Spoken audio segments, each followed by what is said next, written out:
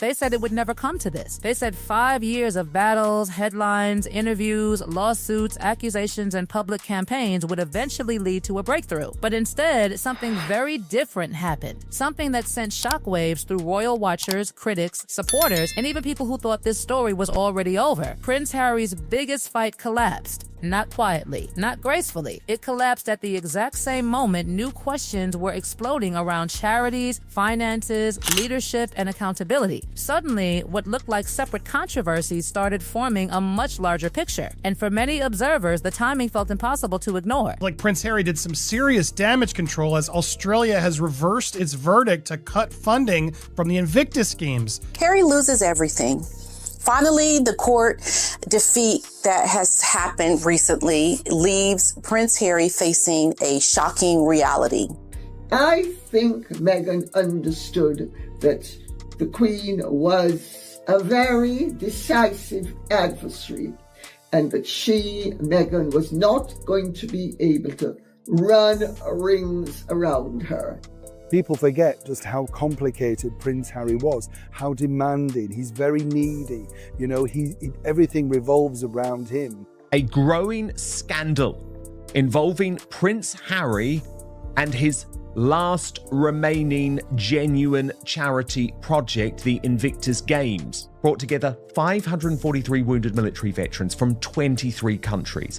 The total cost, 63.2 million Canadian, or approximately $118,352 per competitor. For years, Harry insisted that security was not just a personal issue. He framed it as a matter of family, protection, and principle. But behind the scenes, another question kept growing louder. What happens when someone walks away from an institution but still expects certain privileges attached to it? That question haunted every stage of this battle. It lingered in courtrooms, it followed newspaper headlines, it echoed across social media. And with every passing year, the stakes seemed to get higher. Supporters viewed Harry as a man fighting for his family's safety. Critics saw someone refusing to accept the consequences of his own decisions. Two completely different stories. One explosive collision. Then came the years of legal warfare. Endless filings, endless arguments, endless speculation. Millions reportedly spent. Countless headlines generated. Every new development was treated like a turning point. Every court appearance was presented as the moment everything could change. Yet beneath the surface, there was an uncomfortable reality many people refused to discuss. What if the answer had already been decided years ago? What if the entire battle was heading toward an ending nobody wanted to acknowledge? Battle for years only to lose at the very end. Because that is exactly what has just happened to Prince Harry. And this isn't just another court loss. No, this may be the moment Harry finally realizes that the life he left behind is not waiting for him to come back. It is a true eye-opener for him. Because after years of legal challenges, millions spent on lawyers, countless headlines, and repeated warnings about his family's safety, Prince Harry has officially lost his final appeal against the British government over his security protection. The judges have spoken. The decision stands. And now Harry faces a reality he has been trying to avoid for more than 5 years. Because according to the court, he is no longer entitled to the same level of protection he once received as a senior working royal. And the implications of that is enormous. The closer the case moved toward its conclusion, the more tension surrounded it. Harry reportedly believed there was still a path forward, still a chance, still an opening that could restore what had been lost when he stepped away from royal duties. But observers noticed something strange. The confidence never seemed to match the growing skepticism around the case. Legal analysts questioned the arguments, critics questioned the strategy, and still the battle continued. One final appeal, one final opportunity, one final roll of the dice. Then came that quiet morning. No dramatic entrance, no emotional speech, no grand royal spectacle. Just a ruling. Cold, direct, final. Now, officials determined that because Harry was no longer a working royal family member, he would not automatically receive the same level of security protection whenever he visited the United Kingdom. Instead, security assessments would be made on a case-by-case basis. I did a video on a fatwa being put out on Prince Harry because of what he wrote in the book Spare. But nonetheless, they insisted that only official police protection could properly safeguard him and Meghan and the children during their visits to Britain. This is what Harry argued. But now here is the emotional argument that Harry made that resonated with many of his supporters. So during his testimony, Harry described Britain as my home. Now think about that for a moment, okay? Because despite living in California, despite the Netflix documentaries, despite the interviews, despite all the explosive memoir allegations and stories that he told in his book Spare, Harry still considers the United Kingdom his home. And he argued that his children deserve the opportunity to know that part of their heritage comes with certain things that he still wants to rely on as being still legitimate to who he is and who his children are, although he lives in America. The appeal failed. 5 years of fighting crashed into a wall that wasn't moving. The automatic taxpayer-funded protection would not return. No additional appeal waiting in the wings. No secret legal maneuver. No second chance hiding around the corner. Just an ending. And then came the comment that seemed to hit even harder than the ruling itself. Then came this statement that made the defining moment of his case really stand out, because Harry said that connection that these children, his children, have to his family they cannot be kept safe if they're not on British soil with this certain kind of security. In other words, he was essentially telling the court that without restored security, bringing Meghan and the children to Britain becomes extremely difficult and perhaps even impossible. Now, for Harry, this wasn't just a legal dispute. It was about family. In a line that is already making headlines around the world, the judge effectively stated that Harry's sense of grievance was not enough to overturn the decision. That sentence alone speaks volumes, because many royal observers believe that the court was sending a message. Being unhappy with an outcome does not mean that the outcome was unlawful. Okay? And that distinction ultimately sealed Harry's fate. The judge essentially separated feelings from facts, frustration from evidence, disappointment from legal standards. That single observation exploded across the internet because suddenly the conversation wasn't just about security anymore. It became about something deeper. Had Harry spent years fighting a battle powered more by emotion than by legal reality? Critics immediately seized on the remark. Supporters pushed back. Social media erupted. Everyone had an opinion. Everyone picked a side. And the debate became fiercer than ever. Then another detail emerged that only added fuel to the fire. The most recent games held in Vancouver and Whistler in February 2025 brought together 543 wounded military veterans from 23 countries. The total cost 63.2 million Canadian, or approximately $118,352 per competitor.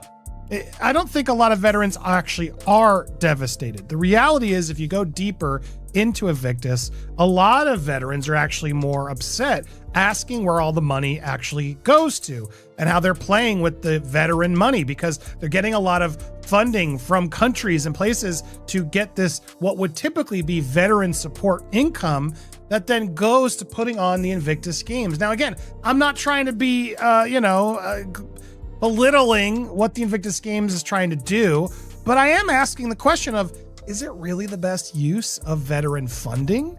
Why can't Harry get his own funding? Why is he relying on all these countries to... Harry wasn't even there when the final ruling arrived. After years of appearances and public discussions, the moment that officially ended the fight happened while he was thousands of miles away. That detail spread almost as quickly as the ruling itself. Why wasn't he there?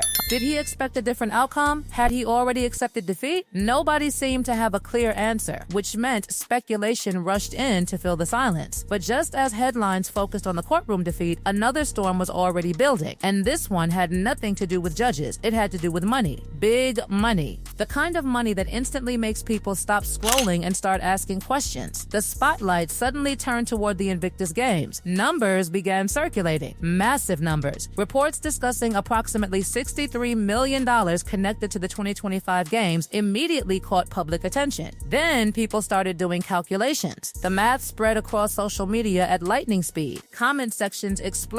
Critics demanded explanations. Supporters defended the organization. Everyone seemed to be talking about the same thing. Where did all the money go? That question became impossible to avoid because once people started examining the figures, they began comparing them with other veteran-focused programs. They began asking whether every dollar was being used effectively. They began questioning budgets, transparency, and financial decisions. And when reports surfaced that certain documents appeared heavily redacted, curiosity transformed into suspicion. Suddenly, Harry wasn't just dealing with a courtroom defeat, he was dealing with another controversy gathering speed. A controversy centered on finances, a controversy centered on accountability, a controversy centered on public trust. And as those questions grew louder, something else happened. Observers started connecting stories that previously seemed unrelated. Legal defeat, charity scrutiny, leadership questions, growing public criticism. One controversy can be dismissed, two can be explained away. But when multiple storms arrive at the same time, people begin searching for patterns. Yet the questions surrounding the Invictus Games were only the beginning. Because once public attention starts focusing on financial figures, it rarely stops at one organization. People began looking elsewhere. They started revisiting older headlines, older controversies, and older criticisms that had never completely disappeared. Suddenly, attention shifted toward African Parks, another organization connected to Harry's public work. What made the situation explosive was not simply the existence of criticism, it was the timing. For years, Harry had served in a leadership role connected to the organization.